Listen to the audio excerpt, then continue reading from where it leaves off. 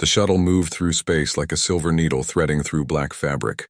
Inside, Commander Lisa Harper sat perfectly still, watching the massive alien ship grow larger through the window. The Sovereignty crown looked nothing like human vessels. It was organic, flowing like someone had grown a city in space instead of building one. Purple and blue lights pulsed across its surface like a heartbeat. The ship was 5 times bigger than anything Earth had ever made. Lisa adjusted her uniform collar. The dark blue fabric was crisp and clean, decorated with small silver pins that marked her rank and service. She was 42 years old. Though her face looked younger thanks to medical treatments most aliens didn't know humans had. Her brown hair was pulled back tight. Her green eyes showed no fear, only focus. Next to her, a small holographic display showed the face of Atlas, her AI companion. Atlas looked like a young man with kind eyes, though he wasn't really a person at all. He was a sophisticated computer program, one of the smartest Earth had created. His job was to help Lisa, to give her information to keep her safe. Right now, his digital face showed concern. "Commander, I must remind you of the situation," Atlas said quietly. "This meeting is not what they told us it would be. My analysis of Council communication suggests this is an intimidation attempt. They want to frighten you. They want humanity to understand that we are small and they are powerful." Lisa smiled slightly. It was not a happy smile, but it was not worried either. It was the smile of someone who had seen worse things than alien politicians playing power games. "I know, Atlas. I've read the briefing 3 times. "Then you understand the danger," Atlas continued. "The Council of 5 rules most of known space. The Velkari alone have conquered 40 systems. The Scythe can destroy minds with thought. The Drazen are thousands of bodies controlled by one consciousness. The Luminar are beings of pure energy, and all of them think humanity is growing too fast, too strong, too dangerous." "Too dangerous," Lisa repeated, looking out at the alien ship. "That's funny. We've only been in space for 3 years. We have 12 colonies. We've started trade with 6 alien races. We've fought exactly 0 wars with anyone, but we're dangerous." Atlas processed this for a moment. "It is your speed that concerns them, and your refusal to let them scan your military ships, and the fact that you are settling systems they did not give you permission to settle." "We don't need permission," Lisa said flatly. "Those systems were empty. No one lived there. No one claimed them. We surveyed them, found them safe, and started colonies. That's not aggression. That's survival. The Council sees it differently." "The Council," Lisa said, "has never had their entire species nearly go extinct. Twice. They don't understand that humans spread out because staying in one place is how you die. They think we're ambitious. We're not. We're just really, really good at not dying." The shuttle shuddered slightly as it entered the docking bay of the Sovereignty crown. Lisa stood up, straightening her uniform one more time. Atlas's hologram flickered and reformed as a small device on her wrist. He would stay with her, hidden, ready to help if she needed information. The docking bay was huge. It could have held 20 shuttles the size of Lisa's. The walls were made of some kind of crystal that glowed from within. Alien symbols covered every surface, writing in languages Lisa didn't speak. The air smelled strange, like metal and flowers mixed together. The gravity was heavier than Earth standard, making each step feel like she weighed a bit more. 2 guards waited for her. They were Velkari, the same species as High Executor Zarketh who led the Council. They were massive, each one standing 4 meters tall. Their bodies were covered in thick armor that looked like it had grown naturally, like the shell of an enormous insect. They had 4 arms, each ending in claws that could crush steel. Their faces had too many eyes, too many teeth. They looked down at Lisa like she was an insect. "Human," one of them said. Its voice was deep, rumbling. "You will follow. You will not touch anything. You will speak only when spoken to." Lisa nodded politely. "Of course. Please lead the way." They walked through corridors that seemed to go on forever. The walls pulsed with light. Other aliens passed them, dozens of species Lisa had only seen in databases. Some were small and quick, scurrying on too many legs. Others were tall and thin, moving like they were underwater. A few looked almost human, which made them more disturbing somehow, not less. All of them stared at Lisa as she passed. Some looked curious. Others looked hostile. "They don't like us much, do they?" Lisa whispered to Atlas through her wrist device. "You are new," Atlas replied, his voice quiet in her ear. "And you are spreading fast." In galactic terms, humanity appeared yesterday and is already taking up space. They see you as invasive. Like a weed, Lisa said. Like a very successful weed that might choke out their gardens. Finally, they reached a massive door. It was easily 20 meters tall, covered in more of the glowing symbols. The Velkhari guard stopped and turned to face Lisa. One of them spoke. Beyond this door is the council chamber. You will stand on the platform and answer questions. You will not lie. You will not be disrespectful. You will remember that the council has ruled space for longer than your species has existed. Do you understand? I understand, Lisa said calmly. The door opened. The sound was like thunder. Beyond it, Lisa could see the council chamber, and it was designed to make visitors feel tiny and powerless. The room was enormous, so large that the far wall was hard to see. The ceiling stretched up and up, disappearing into darkness. Holographic displays filled the air, showing star maps and fleet movements and statistical data that painted the council as masters of everything. In the center of it all sat the Council of Five, each on a throne that floated in the air. They were elevated high above the floor, looking down like gods judging a mortal. Lisa could see Zarketh, the Velkhari, largest of them all. Next to him was the Scythe Queen, a creature that looked like a serpent mixed with something that had never lived on any planet. The Drazen Collective sat in multiple thrones, dozens of identical bodies all moving in perfect synchronization. The Luminar was barely visible, just a bright glow that hurt to look at directly, and in the fifth throne sat the Orvax Chancellor, an ancient being wrapped in robes that seemed to be made of liquid metal. A small platform stood in the center of the room. It was alone, isolated, surrounded by empty space. Lisa was meant to stand there, small and vulnerable, while the council looked down at her from their positions of power. Lisa walked forward. Her footsteps echoed in the massive chamber. She climbed onto the platform and stood at attention, her hands behind her back, her face calm.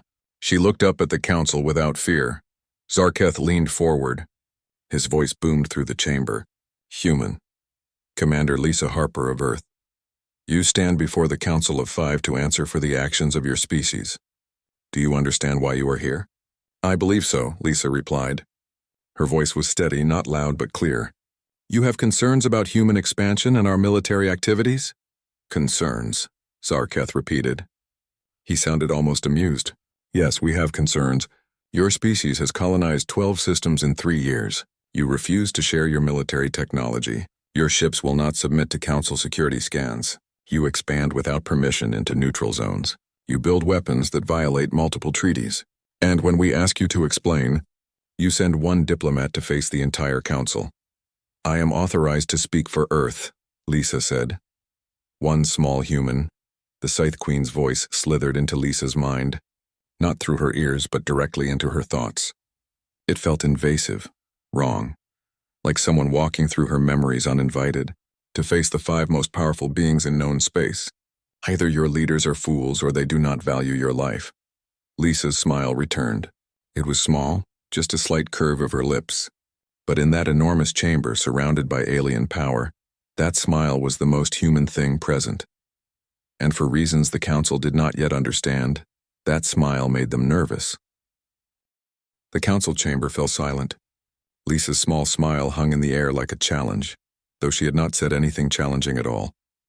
She simply stood there, calm and composed, while the most powerful beings in the galaxy stared down at her. High Executor Zarketh's multiple eyes narrowed. In 12,000 years of Velkhari dominance, he had seen countless species brought before the council. They always reacted the same way: fear, submission, desperate attempts to explain themselves. Some begged, some threatened, some tried to negotiate from the moment they arrived, but none of them smiled. You find something amusing, human? Zarketh's voice was sharp now, cutting through the chamber like a blade. We speak of serious violations and you smile? Lisa shook her head slightly. I apologize if I gave offense, High Executor. I was not laughing at the council. I was simply thinking about something. What were you thinking about? The Scythe Queen asked, her mental voice crawling through Lisa's mind again. This time the Queen pushed deeper, trying to read Lisa's thoughts. What she found made her pull back slightly. Human minds were strange. They thought in multiple directions at once, memories and present mixing together, emotions tangled with logic. It was like trying to read a book where every page was written on top of every other page.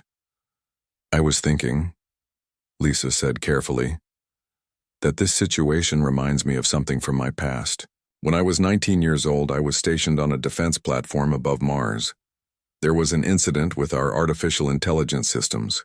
They became corrupted and started attacking human installations. My station was damaged badly. Life support was failing. Oxygen was running out, and a corrupted AI ship was heading toward us with weapons charged. She paused, looking up at the council. The AI ship contacted us. It told us to surrender or die. It told us we were powerless. It told us we had no choice.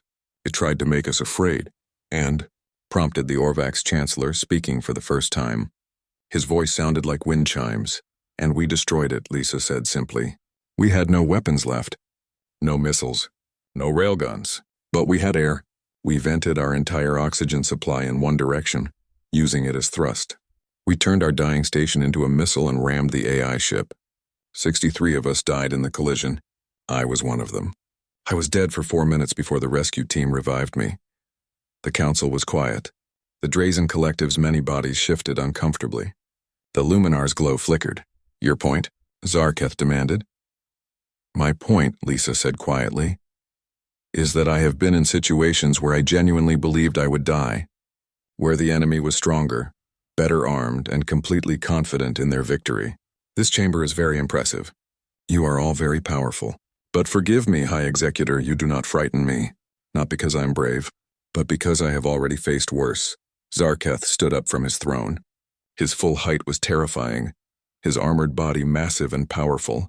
You dare to suggest the Council of Five is less threatening than your primitive machines? I suggest nothing, Lisa replied, still calm. I am simply explaining why I smiled. You called me here to intimidate me, to make humanity understand that we are small and you are large.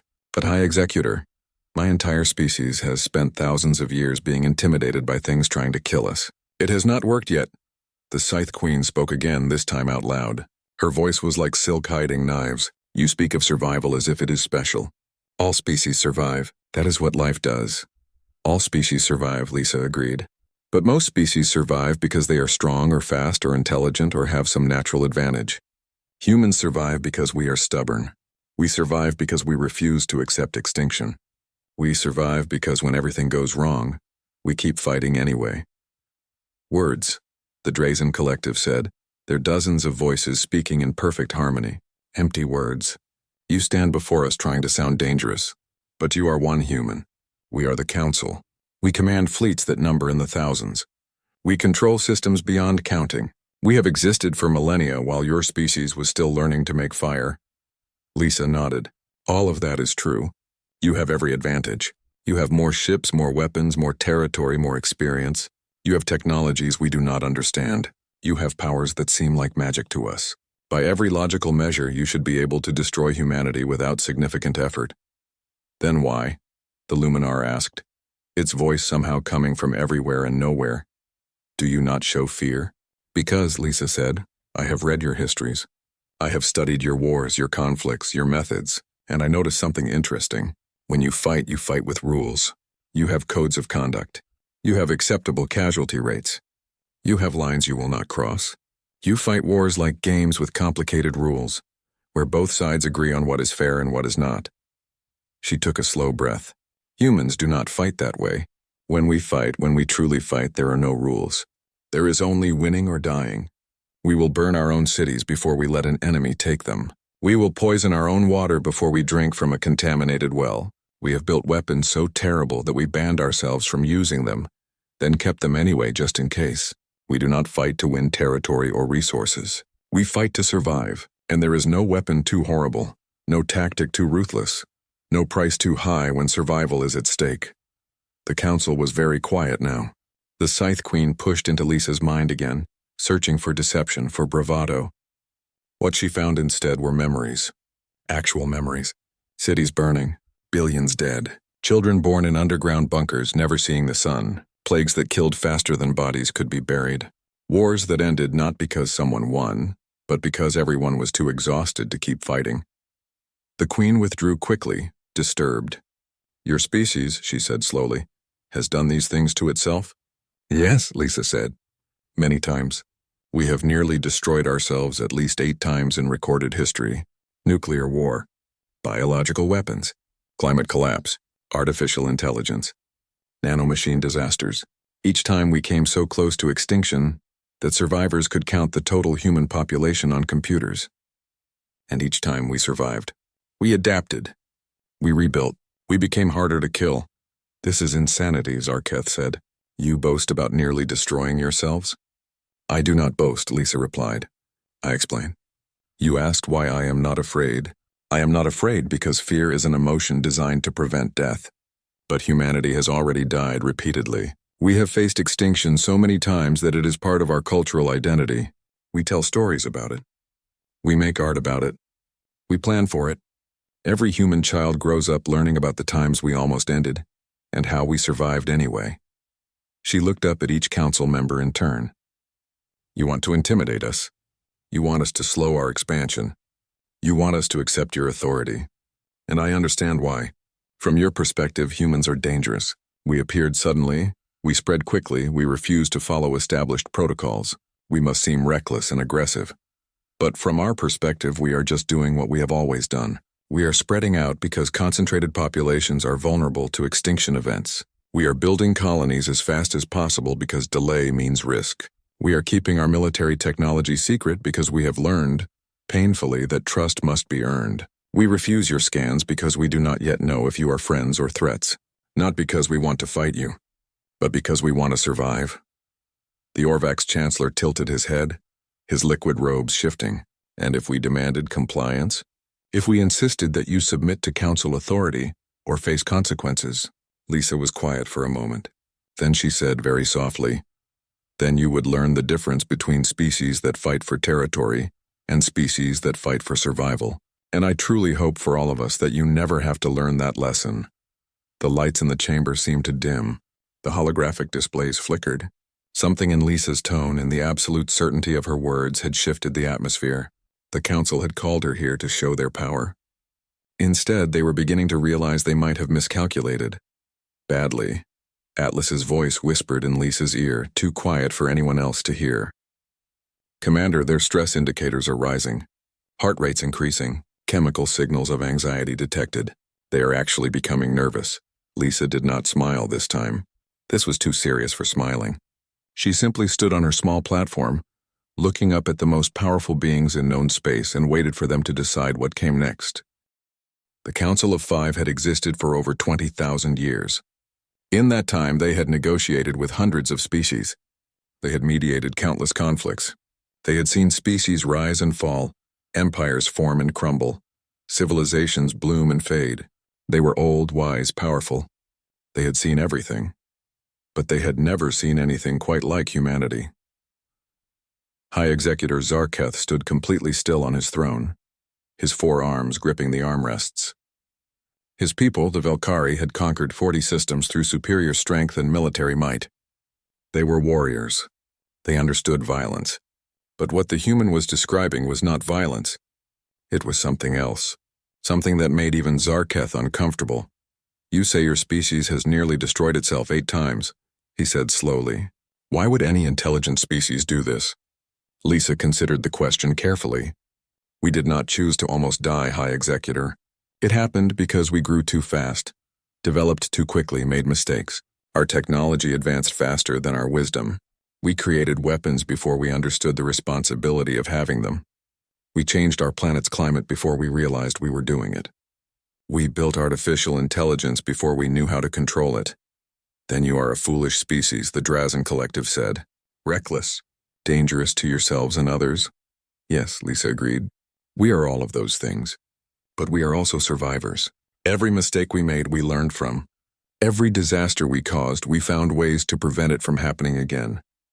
Every time we came close to the end, we found a way to continue. That is what makes humanity different. Not that we never fall, but that we always get back up. The Sith Queen had been silent, her mind still processing what she had seen in Lisa's memories.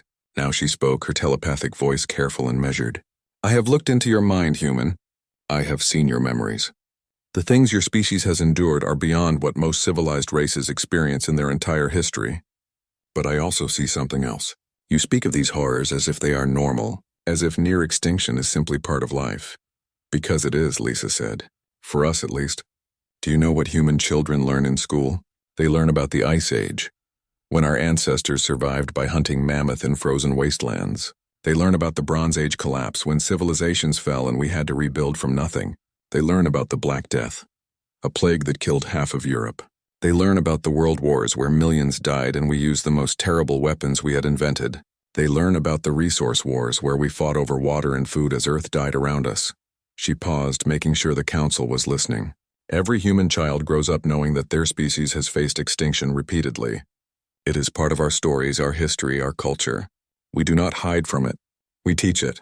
Because we believe that remembering how we survived is the only way to ensure we keep surviving. The luminar pulsed, its energy form shifting colors. This is a species-wide trauma response, it observed. Your entire civilization is built around the fear of death. Not fear, Lisa corrected gently. Respect. We respect death because we have met it so many times. We plan for it. We prepare for it. But we do not fear it. Fear would paralyze us. Instead, we use the knowledge of our own mortality to make us stronger. Stronger how? The Orvax chancellor asked. Atlas, Lisa said quietly, knowing her AI companion was listening. Please display file Gamma 7 on the chamber's main screen. The holographic display in the center of the chamber changed. Numbers and graphs appeared, data that the council had not seen before. It was a comparison, side by side. On the left was standard galactic military doctrine. On the right was human military doctrine. The differences were striking. Galactic warfare, the display showed, was about territorial control. Fleets met in space, fought until one side retreated, and the victor claimed the system. Casualties were calculated. Acceptable losses were defined. Wars ended when one side decided the cost was too high. There were rules, treaties, conventions about what weapons could be used and what was considered too cruel. Human warfare was different. The display showed something called total war. When humans fought, they did not fight for territory. They fought for survival. Entire populations were mobilized. Every resource was dedicated to victory. There were no acceptable losses, only necessary ones. There were no weapons too terrible to use if extinction was the alternative. This is theoretical, Zarketh said, but his voice was uncertain. You are showing us worst-case scenarios. This is history, Lisa replied. Everything on that screen has actually happened. Multiple times. During the resource wars, we fought for 17 years. By the end, there were no civilians left on Earth. Everyone was either a soldier, a factory worker, or dead. Children as young as 10 were operating defense systems.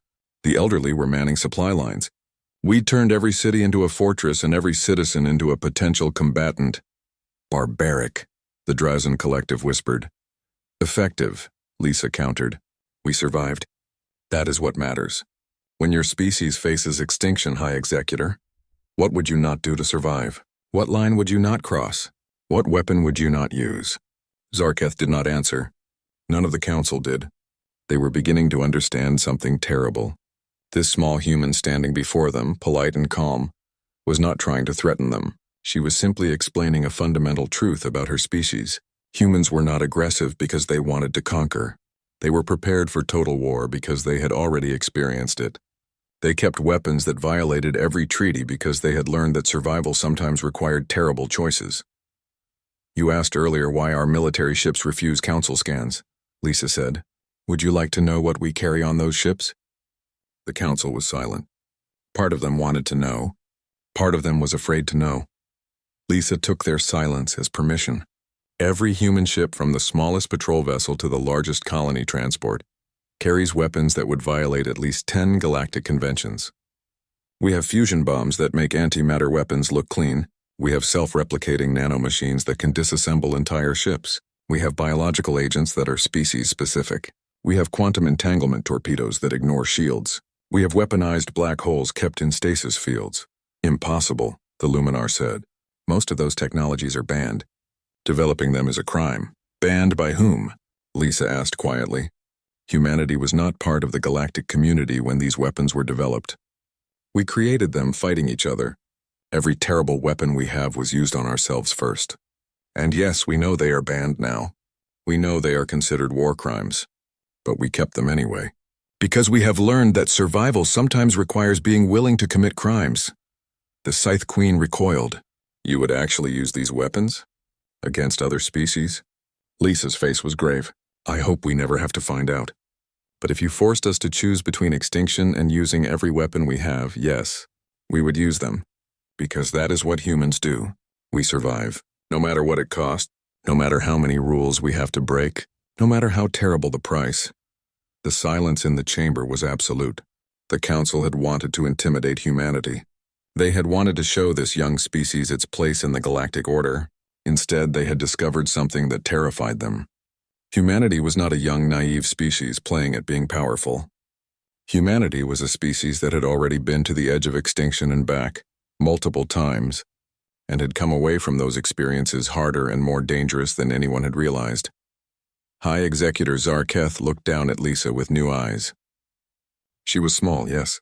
Weak-looking, yes. But she represented something that the galaxy had never encountered before, a species that had spent its entire existence fighting for survival and had somehow managed to reach the stars anyway. What do you want?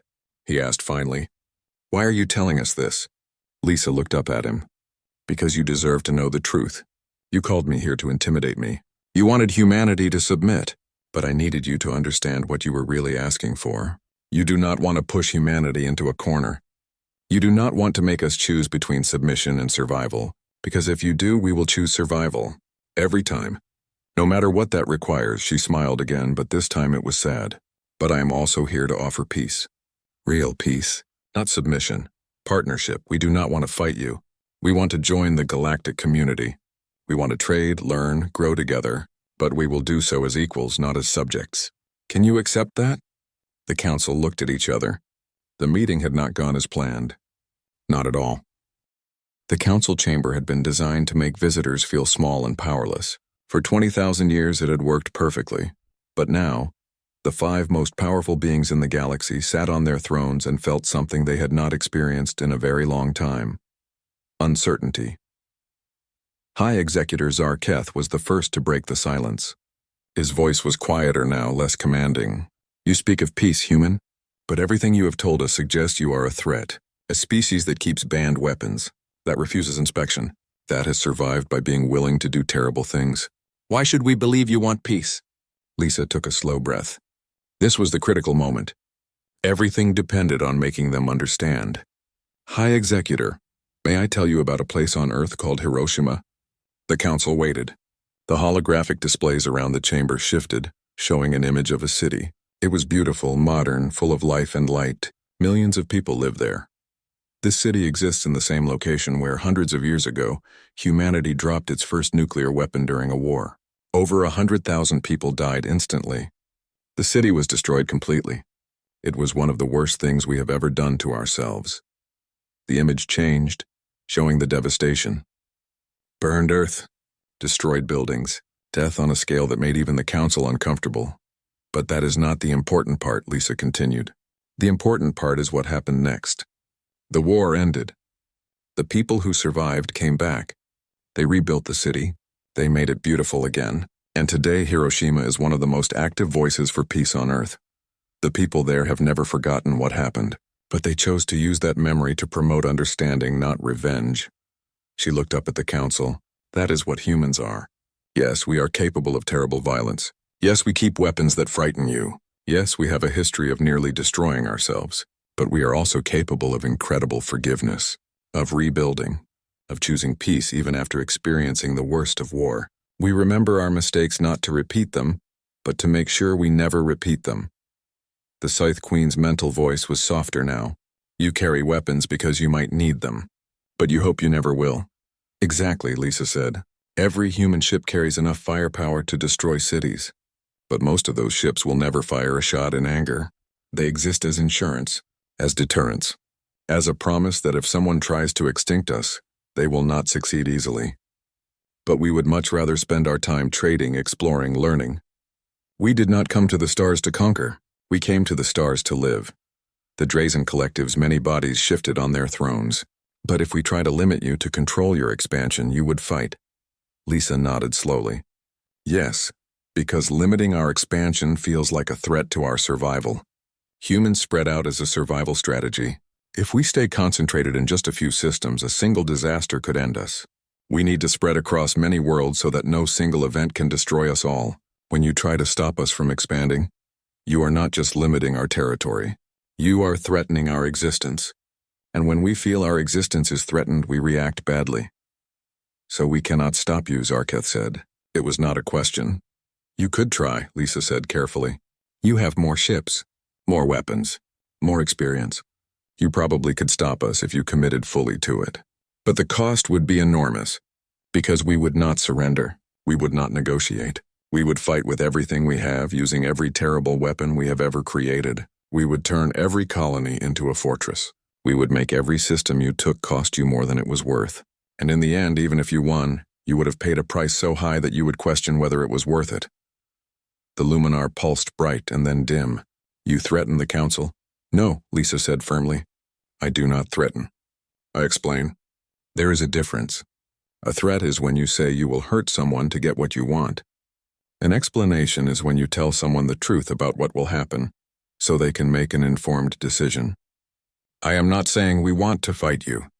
I am saying that if you force us to choose between fighting and extinction, we will always choose to fight. That is not a threat. That is just how we are built. The Orvax chancellor leaned forward, his ancient eyes studying Lisa carefully. You speak with great confidence for someone standing alone before the Council of Five. But you are one person. How do we know your government supports what you say? How do we know all humans think as you do? Lisa smiled, and this time it was genuine. Chancellor, I am not some rebel speaking without authority. My government sent me here specifically because I would say exactly what I have said. They knew you would try to intimidate me. They knew you would try to make humanity submit. And they sent me because they knew I would not be intimidated and I would not submit. They sent me to tell you the truth even if it makes you uncomfortable. She paused, then added, As for whether all humans think as I do, that is both our weakness and our strength. Humans rarely agree on anything. We argue constantly.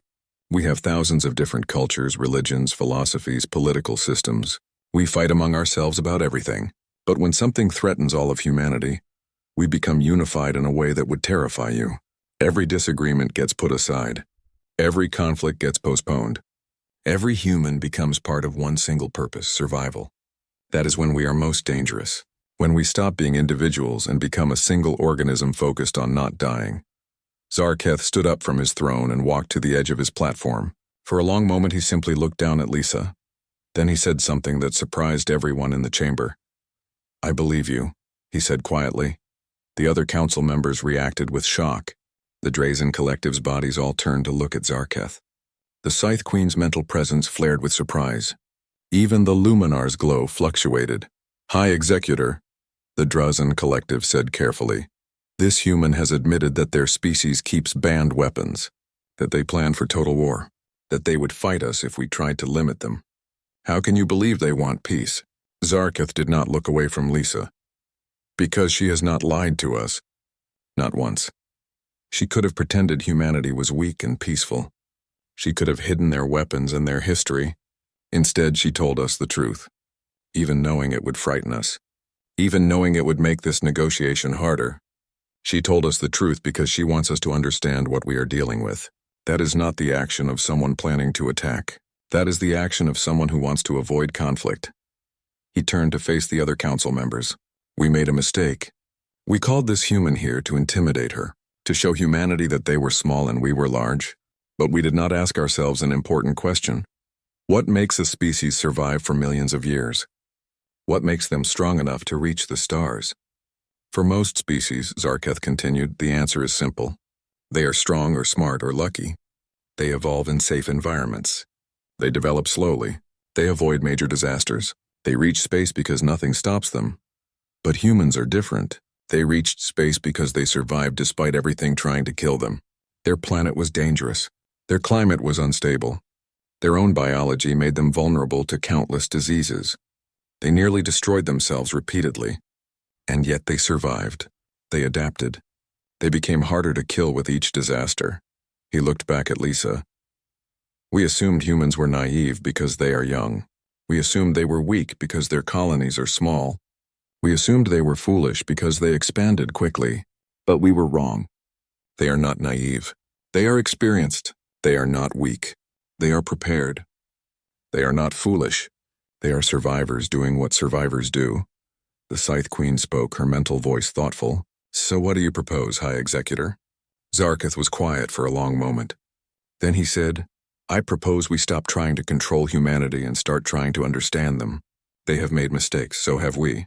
They have weapons that frighten us. We have weapons that would frighten them if they knew about them. They want to expand quickly. We want stability. These are not incompatible goals. They are just different approaches to the same thing, survival.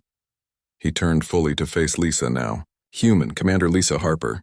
I apologize. The Council called you here to intimidate you. That was wrong. We should have called you here to talk, to negotiate, to find a way forward that works for both humanity and the galactic community. Will you accept my apology? Lisa's eyes widened slightly. In all her briefings and all her preparation, she had not expected this. The leader of the Council, the most powerful being in known space, was apologizing to her. She bowed her head respectfully. I accept your apology, High Executor, and I thank you for it. I came here prepared for confrontation.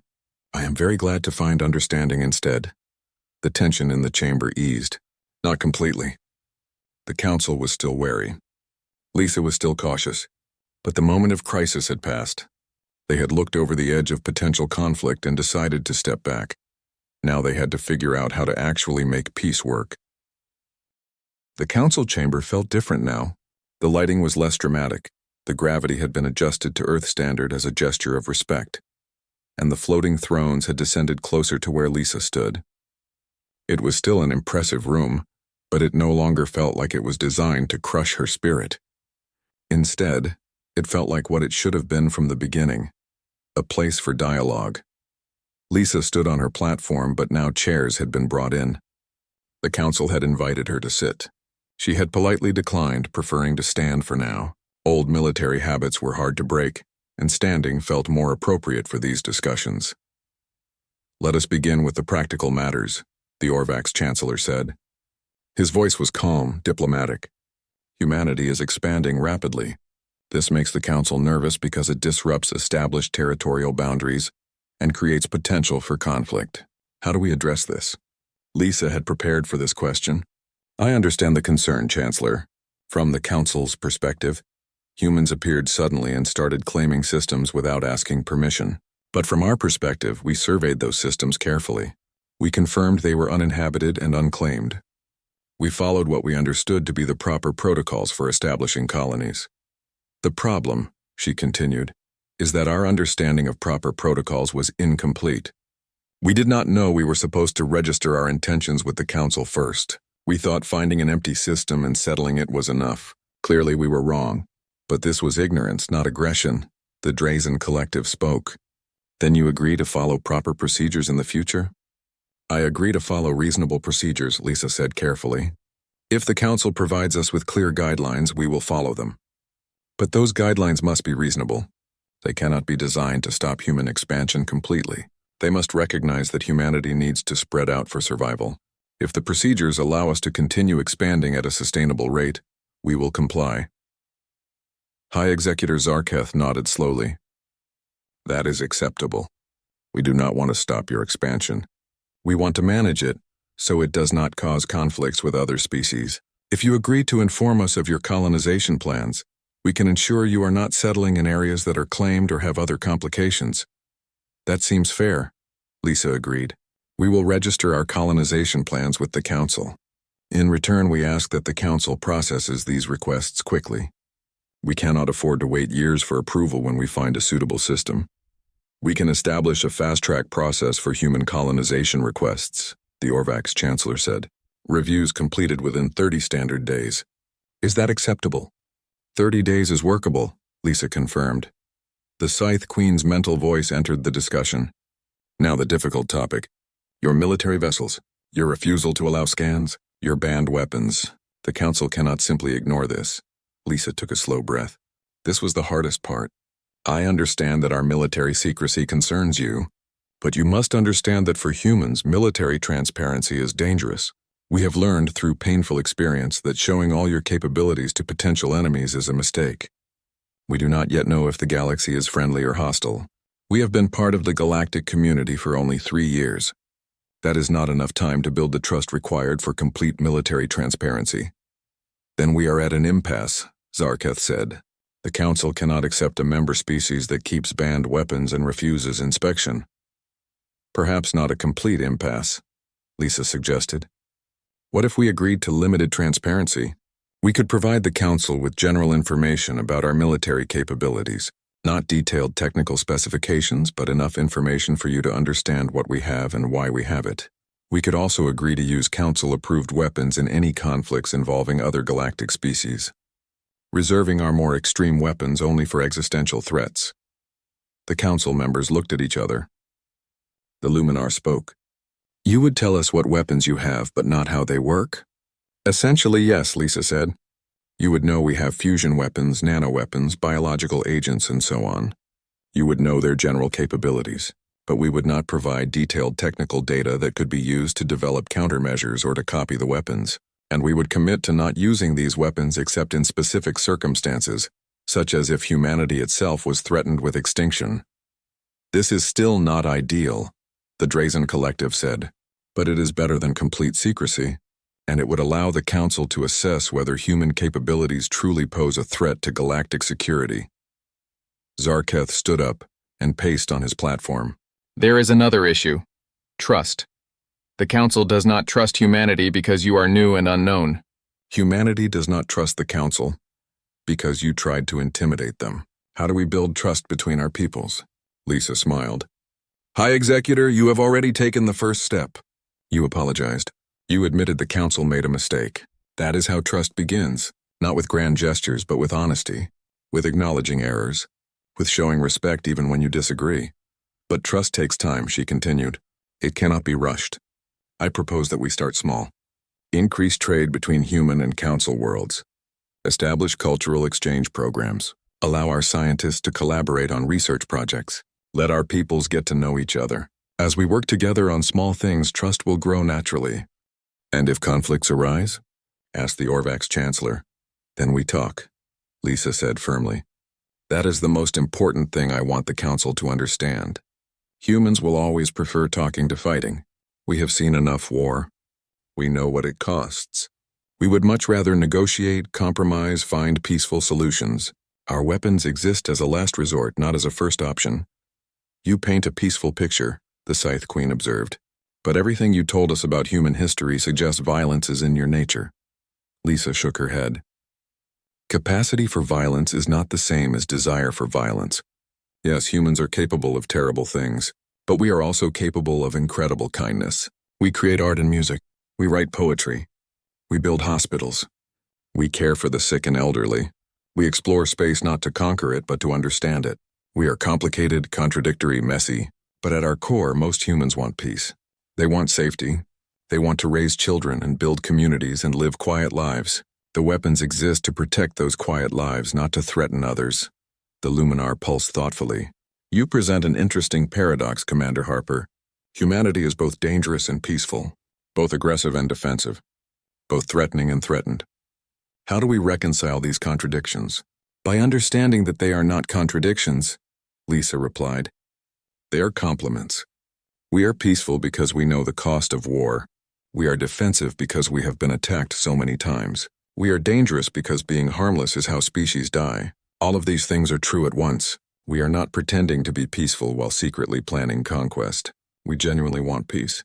But we are prepared for war because history has taught us that hoping for peace is not enough. You must also be ready for conflict.